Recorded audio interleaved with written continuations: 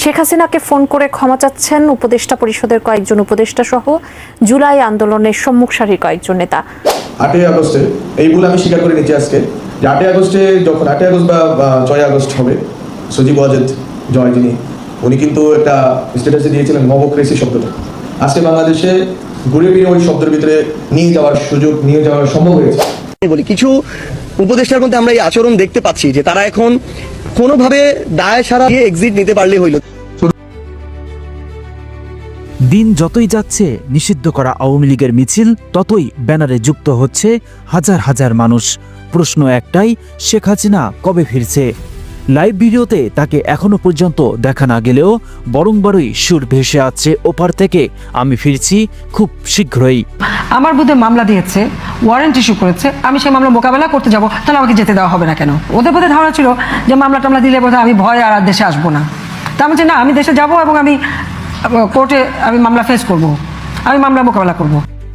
দীর্ঘ 15 মাস শেখ হাসিনার এমন কথা যখন সর্বসাধারণের কাছে হাস্যকর হয়ে ওঠে, ঠিক তখনই উপদেষ্টা মণ্ডলীর মধ্যে তৈরি হয়েছে এক ভীতকর পরিস্থিতি। কেউ বা নিজের সেফ এক্সিস্ট খুঁজতে ব্যস্ত, আবার কেউ বা অন্য উপদেষ্টাদের মুখ খুলে দেওয়ার জন্য ব্যস্ত, আবার কেউ বা অকপটে স্বীকার করছে তারা আসলেই ভুল করেছে।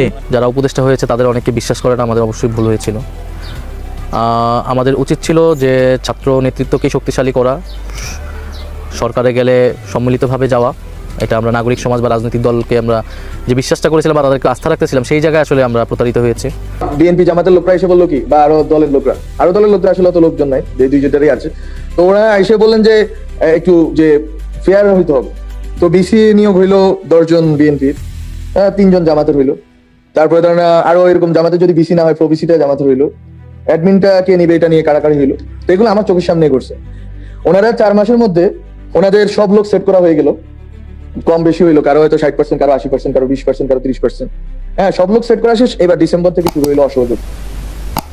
এবং এছাড়াও এদিকে মাননীয় প্রধানমন্ত্রী শেখ হাসিনা দেশে ফিরবেন এমন বক্তব্যের পরপরই যখন সেফ এক্সিস্ট নিয়ে ভাবতে শুরু করেছে উপদেষ্টারা, ঠিক তখনই এক মলিন সুরে আইন উপদেষ্টা আসিফ নজরুল বলেন, এখন পর্যন্ত যত প্রকার গায়েবী মামলা হয়েছে আওয়ামী লীগের বিরুদ্ধে, সে মামলা আমরা ইতিমধ্যে খারিজ করার চেষ্টা করছি। 2500-এরও বেশি মামলা ইতিমধ্যে আইডেন্টিফাই করেছি, এগুলি প্রত্যাহার আশা করছি আর কি। যত গায়েবী মামলা আছে যেগুলো আইডেন্টিফাই করতে পারবো আমরা, ফেব্রুয়ারির মধ্যে প্রত্যাহার করার কাজ হয়ে যাবে।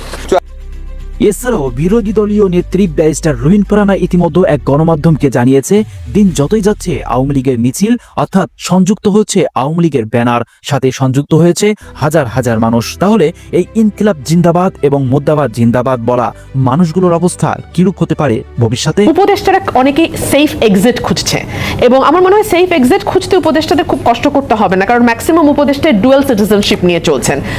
আপনি নিশ্চয়ই লক্ষ্য করেছেন আওয়ামী লীগের মিছিল বড় হচ্ছে, আওয়ামী লীগের মিছিল আগের চেয়ে অনেক বেশি ঘন ঘন হচ্ছে। আওয়ামী লীগের মিছিল ঢাকার অনেক গুরুত্বপূর্ণ সড়কগুলোতে হতে দেখছি আমরা, এবং মিছিলের দৈর্ঘ্য প্রস্থ যথেষ্ট বড়। সুতরাং ঘরের পাশে আওয়ামী লীগ যে হাত পা গুটিয়ে বসে আছে তেমনটিও নয়।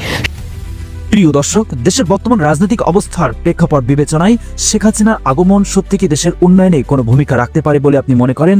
এ বিষয়ে আপনার মূল্যবান মন্তব্যটি অবশ্যই কমেন্ট করতে ভুলবেন না।